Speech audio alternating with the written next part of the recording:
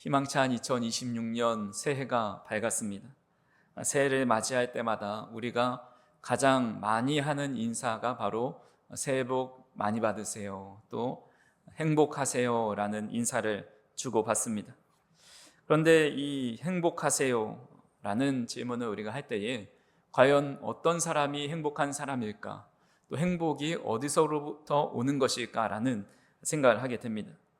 아마 누구나 한 번쯤 그런 생각을 해보셨을 겁니다.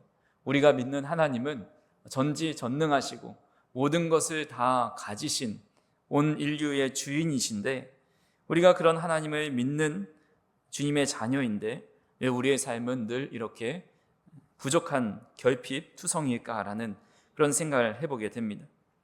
우리는 대부분 풍족하고 부족함이 없는 상태를 행복이라 여기고 무엇인가 결핍된 상태를 불행이라 여깁니다. 그래서 많은 분들이 늘 삶에 비어있는 것을 보면서 마음 아파하고 또 탄식합니다. 돈이 조금만 더 있었으면, 건강이 좀 더 허락이 되었으면, 하는 일이 좀 더 잘 되었으면, 그런 빈 곳을 좀처럼 채워주지 않는 그 하나님을 바라보면서 마음 한구석에 섭섭함이 밀려오기도 합니다.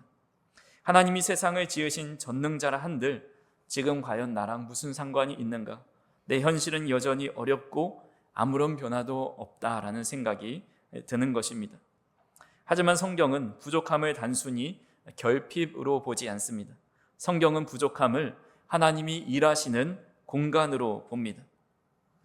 모세를 보면 그가 하나님의 부르심에 거절한 이유가 나는 입이 둔한 사람입니다 라고 고백을 합니다. 자신은 입이 둔하기 때문에 바로에게 가서 어떤 말을 전해야 할지 모른다는 겁니다. 하지만 하나님은 그 결핍을 사용하셔서 그를 이스라엘의 위대한 지도자로 삼습니다. 기드온이나 또 아브라함, 야곱, 바울, 그들의 모든 모습을 보면 그들의 부족함과 결핍이 하나님이 일하시는 은혜의 통로가 되는 것을 보게 됩니다. 우리는 우리의 삶에 빈곤해지고 또 건강의 적신호가 켜지고 내 힘으로 도저히 해결할 수 없는 그런 벽 앞에 서 있을 때 바로 그 부족한 공간을 통해서 하나님을 더 의지하고 찾게 되는 것을 보게 됩니다. 그래서 나의 힘이 빠진 그 자리가 하나님의 능력으로 채워지는 통로를 경험하게 됩니다. 오늘 우리가 읽은 본문의 신명기의 배경도 그렇습니다. 이스라엘 백성들은 지금 광야 한복판에 있습니다. 그들에게는 번듯한 집도 없고 또 농사 지을 만한 땅도 없습니다. 물도 부족하고 식량도 부족합니다. 약속하신 땅 가나안에 들어가지 못하고 광야에서 40년 동안 헤매고 있습니다. 객관적으로 보면 그들은 가장 불행한 난민에 불과합니다. 그런데 모세는 오늘 본문 29절에서 그들을 향해 이렇게 선포하는 겁니다. 빨간색으로 표시된 말씀을 우리 같이 한번 읽어보겠습니다. 이스라엘이여 너는 행복한 사람이로다. 아멘. 도대체 무엇이 그들을 이렇게 행복한 사람으로 만들어 준 것일까요? 가진 것 하나 없는 그들이 척박한 광야에 있으면서도 어떻게 세상에서 가장 행복한 사람이라 불릴 수 있는 것일까요? 오늘 말씀을 통해 그 이유를 알아보고자 합니다. 첫 번째로 우리가 행복한 사람인 이유는 하나님이 도우시는 여수론이기 때문입니다. 오늘 본문의 26절 말씀 같이 한번 읽어보겠습니다. 여수론이여 하나님과 하나님 같은 이가 없도다. 그가 너를 도우시려고 하늘을 타고 궁창에서 위엄을 나타내시는도다. 아멘. 모세는 이스라엘을 여수론이라고 부릅니다. 이 단어의 뜻은 올바른 자, 의로운 자, 사랑받는 자라는 뜻을 가지고 있습니다. 근데 아마 성경을 조금 읽어보신 분이라면 이스라엘 백성들에게 여수론이라는 말이 전혀 어울리지 않다는 것을 우리는 쉽게 알 수 있습니다. 그들은 작은 것에 불평했고 조금만 힘들어도 애굽으로 돌아가겠다 떼를 썼습니다. 하나님을 의심했고 모세를 원망했습니다. 그들의 행실만 보면 여수론이 아니라 반역자 혹은 불평꾼이라고 불러야 마땅합니다. 근데 하나님께서는 그들을 여수론이라고 불러주십니다. 너희의 행실이 완벽해서가 아니라 내가 너희를 택했기 때문에 너희는 의로운 자다.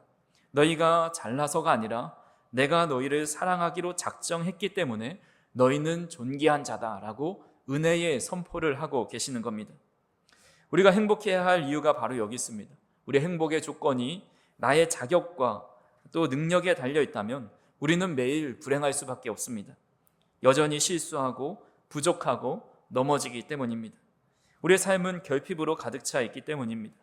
하지만 우리의 행복은 나의 어떠함이 아니라 나를 부르시는 하나님의 호칭에 달려 있습니다.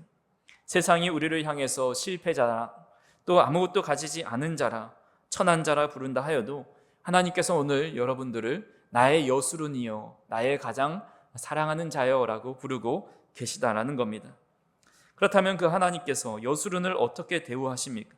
26절 하반절에 보시면 그가 너를 도우신다라고 말씀하고 있습니다. 하나님이 도우신다는 것은 역설적으로 이 도움이 필요한 그 빈 공간, 부족함이 있다는 뜻입니다. 제가 어렸을 때부터 모태신앙이어서 교회에서 이렇게 자라다 보니까 여러 악기들을 이렇게 접하는 기회가 많이 있었습니다. 그래서 특출나게 잘 다루지는 못해도 복음성가 한두 곡 정도는 반주할 수준의 다양한 악기를 다룰 줄 압니다. 근데 그 중에 제가 기타에 관심이 있어서 기타 반주를 청년 때 많이 했는데 한 번은 정말 좋은 기타를 가지고 싶은 마음이 생겼습니다. 나도 기타를 좀 쳤는데 좋은 기타, 소리 좋은 걸 한번 쳐보고 싶다. 그래서 열심히 일도 하고 또 용돈을 잘 모아서 돈을 모았습니다. 새 악기는 도저히 엄두가 안 나서 중고 매물을 찾던 중에 유명한 메이커 기타가 하나 나온 것을 보고 가격도 괜찮고 상태도 좋은 것 같다 해서 그 사람과 연락을 해서 서울의 한 대학교 캠퍼스에서 만났습니다. 상태가 좋은지 또 소리는 어떤지 한번 들어보려고 기타를 딱 들고 한번 위에서 아래로 스트로크를 착 내렸습니다. 띠리링 하고 쳤는데 화려한 연주를 한 것도 아닌데 그저 위에서 한번 쓱 내린 것 자체인데 소리가 너무 좋은 겁니다. 너무 감동을 받아서 즉시로 구입을 했습니다.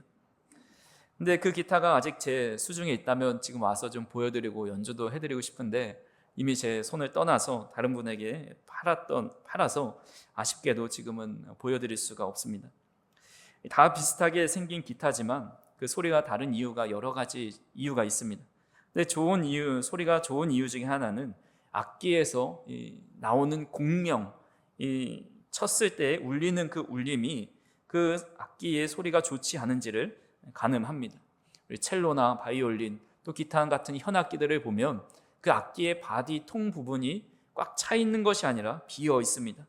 속이 텅 비어 있는 공간을 어떻게 잘 만드느냐에 따라서 그 소리가 잘 울리게 되고 아름다운 소리가 나는 것입니다. 우리의 인생도 마찬가지입니다. 때로는 고난이 나를 깎아놓고 또 실패가 내 속을 파내어서 텅 빈 것 같은 그런 공허함과 부족함을 느낄 때가 있습니다. 그래서 하나님, 내 인생은 왜 이렇게 비어 있습니까? 항변하고 싶을 때가 있습니다. 하지만 우리의 자아와 고집과 자랑으로 가득 차 있다면 우리 그 안에 하나님의 울림이 임할 수 없는 것이고 오히려 그것이 비어졌을 때 비로소 그 공간에 하나님의 도우심의 공명이 울리게 된다라는 겁니다. 또 한 가지 여수run을 어떻게 대하시는지 26절에 보시면 그가 너를 도우시려고 하늘을 타고 달려오신다라고 말씀하고 있습니다. 여기서 하늘을 타고라는 표현은 히브리 원어로 매우 역동적이고 긴박한 움직임을 나타냅니다. 마치 자녀가 위험에 빠졌을 때 부모가 신발을 신지도 않고 즉시로 뛰어나가는 그런 모습을 연상시킵니다. 그러니까 하나님은 점잖게 보좌에 앉으셔서 계신 것이 아니라 급하고 강한 바람처럼 온 우주의 질서를 가르시고 우리의 삶에 뛰어드시는 그런 하나님의 열심을 나타내는 단어입니다. 이것이 우리가 행복한 이유라는 겁니다. 세상 사람들은 자신의 행복을 찾기 위해서 스스로 바벨탑을 쌓아갑니다. 그런데 우리는 그 땅 아래에서 주저앉고 있을 때 하나님께서 우리를 위해 친히 하늘을 타고 내려오신다라고 말씀하고 있습니다. 내가 건강이 부족해서 신음할 때에 주님은 치료의 강선을 가지고 이 땅에 하늘을 타고 우리에게 내려오신다는 겁니다. 내가 재정이 부족할 때에 주님은 까마귀를 보내서라도 먹히시는 공급의 손길을 하늘을 타고 내려오십니다. 내가 사람에게 상처받아 외로울 때에 주님은 세상이 줄 수 없는 위로를 품으시고 하늘을 타고 우리 마음 가운데 찾아오십니다. 우리의 부족함은 우리를 비참하게 만드는 결핍이 아니라 하나님의 전능하심을 우리의 삶의 현장으로 초청하는 강력한 초대장이 되는 겁니다. 하나님이 우리를 여술은 나의 가장 사랑하는 자라 라고 불러주시는 그 음성을 들음을 통해서 우리가 그 사실 하나로 행복한 마음을 품고 살아갈 수 있는 저 우리 성도님들이 되기를 주님의 이름으로 축원합니다. 두 번째로 우리가 행복한 사람인 이유는 영원하신 팔이 우리를 받치고 있기 때문입니다. 오늘 본문 27절의 말씀을 같이 한번 읽어보겠습니다. 영원하신 하나님이 내 처소가 되시니 그의 영원하신 팔이 내 아래에 있도다. 그가 내 앞에서 대적을 쫓으시며 멸하라 하시도다. 아멘. 우리는 흔히 행복한 삶을 문제가 없는 삶이다라고 생각을 합니다. 그래서 우리는 하나님께 기도할 때 주로 피하게 해주십시오, 없게 해주십시오 라는 기도를 할 때가 있습니다. 가난을 피하고 질병을 피하고 실패를 피하게 해달라 기도합니다. 하지만 성경이 말하는 승리와 행복은 잘 피해서 도망 다니는 것이 아닙니다. 사도 바울은 빌립보서 4장 13절에 내게 능력 주시는 자 안에서 내가 모든 것을 할 수 있다고 고백합니다. 너무나도 좋은 말씀이죠. 근데 이 말씀을 오해하는 것이 우리가 슈퍼맨이 되어서 가난도 부요함으로 바꾸고 없는 것도 있는 능력으로 바꾸는 것이라 생각을 합니다. 하지만 바울이 말하는 여기서의 능력은 자족의 능력입니다. 사도 바울은 내게 능력 주시는 자 안에서 내가 모든 것을 할 수 있다고 말하기 바로 직전절 12절에 이런 고백을 합니다. 같이 한번 읽어보겠습니다.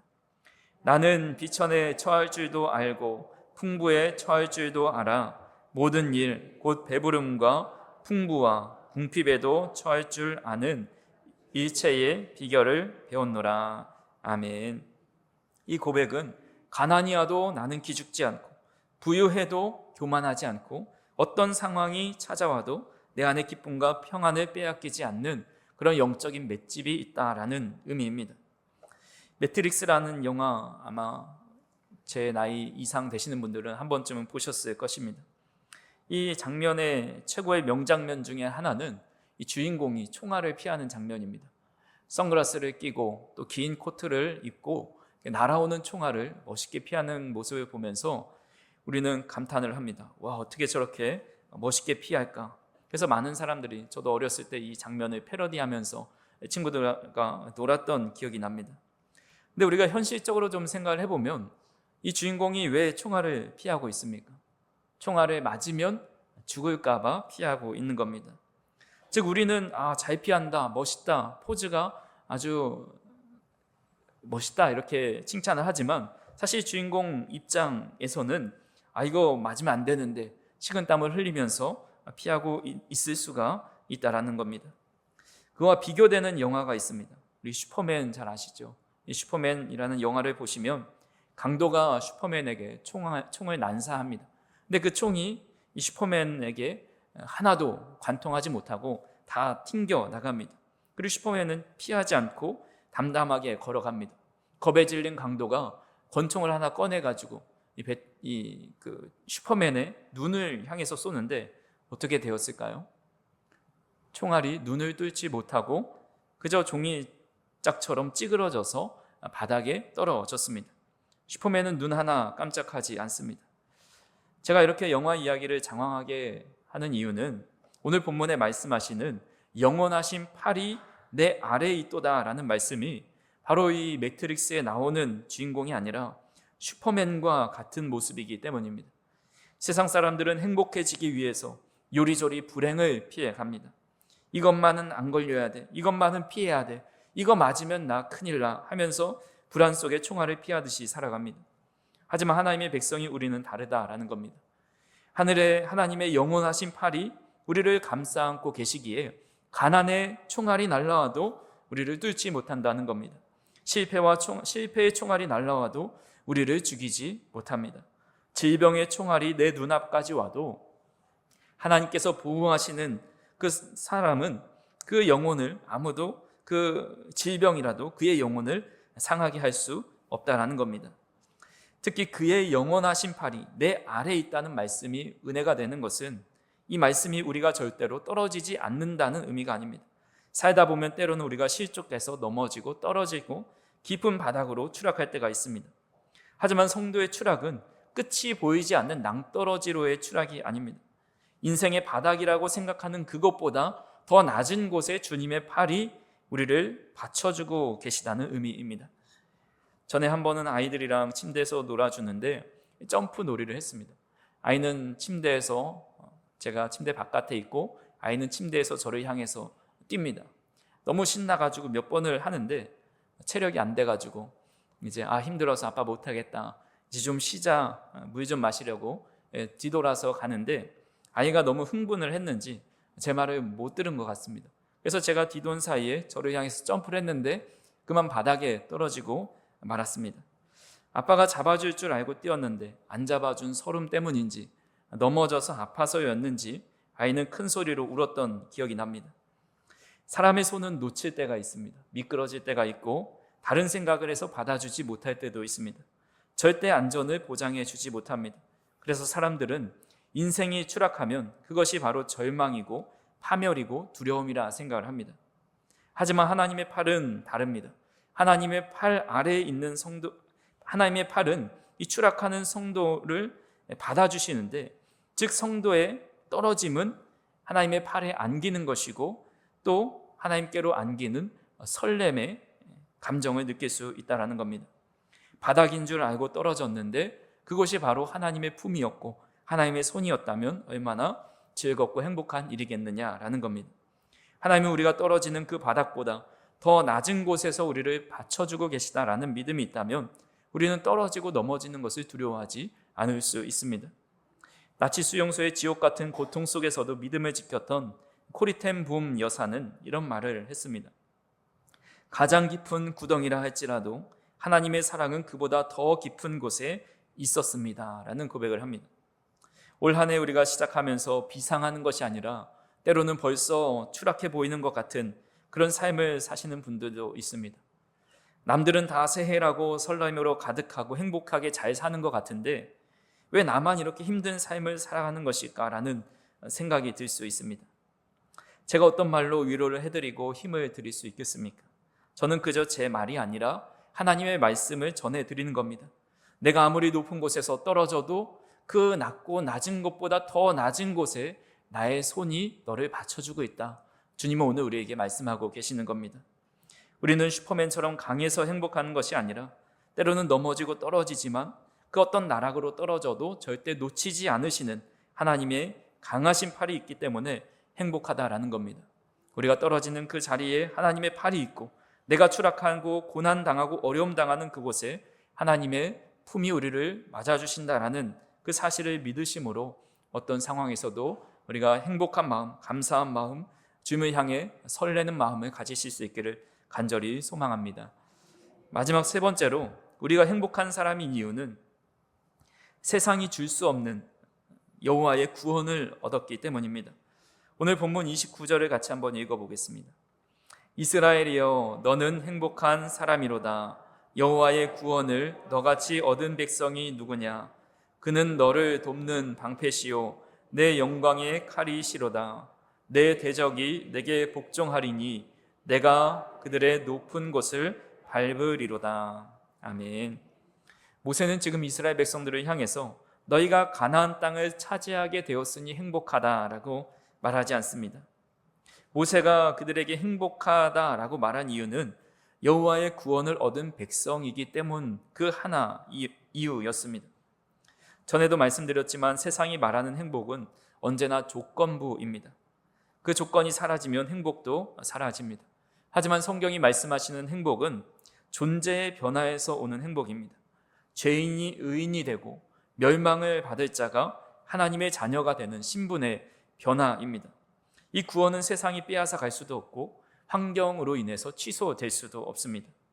이 절대 행복의 진수를 보여주는 성경 인물이 있는데 바로 하박국 선지자입니다. 우리가 잘 알고 있는 말씀, 하박국서 3장 17절 말씀을 같이 한번 읽어보겠습니다.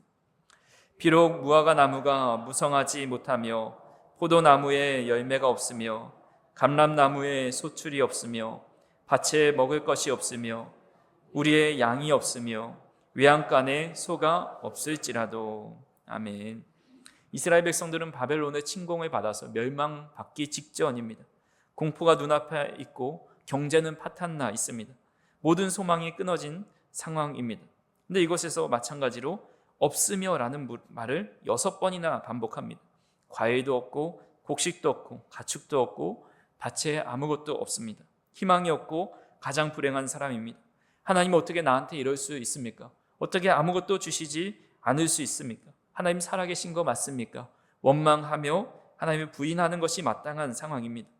근데 바로 그 다음 절인 18절에 하박국은 위대한 선포를 합니다. 같이 한번 읽어보겠습니다. 나는 여호와로 말미암아 즐거워하며 나의 구원의 하나님으로 말미암아 기뻐하리로다. 아멘.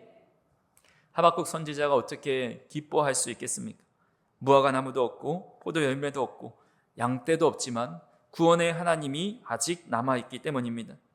모든 것이 다 사라져도 내 영혼을 구원하시는 그 하나님 한 분만 계시다면 충분하다는 믿음, 이것이 바로 구원의 확신을 가진 성도만이 누릴 수 있는 참된 행복입니다. 맹인 찬송 작가 페니 크로스비의 유명한 일화입니다. 그녀는 생후 6주 만에 시력을 잃습니다. 자신의 잘못이 아니라 의사가 잘못해서 그의 눈이 완전히 시력을 잃어서 맹인으로 살아가야 했습니다. 어느 날 한 목사님이 그녀에게 이런 말을 했습니다. 자매님, 하나님이 당신에게 그런 재능을 주셨으면서 왜 시력을 주지 않으셨을까요? 너무 안타깝습니다 라는 말을 합니다. 그때 페니 크로스비는 이런 말을 합니다. 목사님, 만약 제가 태어날 때 하나님께 한 가지 소원을 말할 수 있다면 저는 맹인으로 태어나게 해달라고 기도했을 것입니다. 왜냐하면 내가 천국에 가서 눈을 떴을 때 내 눈이 가장 먼저 바라볼 얼굴이 바로 나의 구주 예수님의 얼굴이기를 원하기 때문입니다 라는 말을 합니다. 그녀는 예수를 나의 구주 삼고 나의 갈 길 다가도록 등의 아주 유명한 찬송가 또한 9,000여 곡의 찬송시를 지었습니다. 그는 찬송가 288장에서 이런 고백을 합니다. 이것이 나의 간증이요 이것이 나의 찬송일세. 나 사는 동안 끊임없이 구주를 찬송하리로다 라는 고백을 합니다. 그녀는 눈을 자신의 잘못이 아닌 의사의 실수로 평생 앞을 보지 못했지만 그런 것을 탓하지 않고 오히려 영혼의 눈을 떠서 구원의 주님을 바라보면서 이것이 나의 간증이고 찬송이고 내 평생의 주님을 찬송하겠다라고 고백을 하고 있는 것입니다. 사랑하는 성도 여러분, 우리가 2026년을 시작하면서 무엇이 없어서 불행하다고 생각하십니까? 하박국 선지자처럼 무화과 나무 잎이 마르고 외양간에 소가 없으십니까? 아니면 페니 크로스비처럼 남들이 가진 건강이 없으십니까? 그러나 지난 송구 영신 예배 때도 말씀드렸듯이 우리는 세상의 그 어떤 것과도 비교할 수 없는 가장 존귀하신 보배로우신 그 주님을 우리에게 주셨습니다. 이미 구원이라는 가장 귀한 선물을 받은 사람입니다. 세상의 모든 것을 다 가져도 구원이 없으면 그것은 결국 가장 불행한 사람입니다. 하지만 세상의 모든 것을 잃어도 구원의 주님이 나와 함께 하신다고 믿는다면 그는 모든 것을 가진 행복한 사람입니다. 오늘 우리가 하나님이 정의하시는 진짜 행복이 무엇인지 확인했습니다. 우리가 행복한 이유는 우리가 완전해서가 아닙니다. 하나님께서 우리를 여술은이라고 불러주시기 때문입니다. 우리가 행복한 이유는 늘 비상하기 때문만은 아닙니다. 우리의 밑바닥보다 더 깊은 곳에서 우리를 떠받쳐 주시는 영원하신 팔이 있기 때문입니다. 우리가 행복한 이유는 모든 조건을 갖추었기 때문이 아닙니다. 우리가 전혀 가질 수 없는 구원을 받아 영원한 생명을 보장받았기 때문입니다. 그렇게 우리의 부족함은 저주가 아니라 하나님의 은혜가 스며든 통로가 됩니다. 하나님의 도우심을 흘러 들어오게 하는 자리입니다. 2026년 한 해를 살아가시면서 우리의 삶에 때로는 광야와 같은 순간이 찾아올지라도 그러나 어떤 상황 속에서도 우리는 이미 충분한 복을 받은 사람, 하나님으로 인해서 행복한 사람이라는 그런 믿음을 가지고 살아가실 수 있기를 간절히 소망합니다. 사랑교회 성도여, 너는 행복한 사람이로다. 이것은 위대하신 하나님의 말씀입니다. 기도하시겠습니다. 사랑과 은혜가 풍성하신 하나님 아버지, 새해 첫 주일을 주님 앞에 나와 예배할 수 있는 은혜를 더하여 주시니 감사를 드립니다. 오늘도 우리에게 말씀을 통해서 참 행복한 사람임을 또 주님께서 베풀어 주시는 은혜가 얼마나 큰지를 다시 한번 깨닫게 하여 주시니 감사를 드립니다. 하나님 아버지, 우리가 일상을 살아가면서 주님의 말씀에 귀를 기울이고 그 말씀을 마음에 새기기보다는 세상의 말과 또 시선을 바라보며 또 좌절하고 낙심할 때가 있음을 고백합니다. 하나님, 그럴 때마다 주님의 말씀이 또 주님의 음성이 늘 우리의 마음 가운데 들려질 수 있도록 인도하여 주시옵소서. 너는 여수른이다. 내가 떨어지는 더 깊은 곳에 내가 너를 떠받쳐 주고 있다. 예수 그리스도를 통해서 너를 구원한 거룩한 주님의 자녀다. 이 말씀을 늘 기억하며 살아갈 수 있도록 인도하여 주시고 2026년에는 더 주님과 동행하는 한 해, 주님을 더 닮아가는 한 해가 될 수 있도록 인도하여 주시옵소서. 예수님의 이름으로 기도하옵나이다.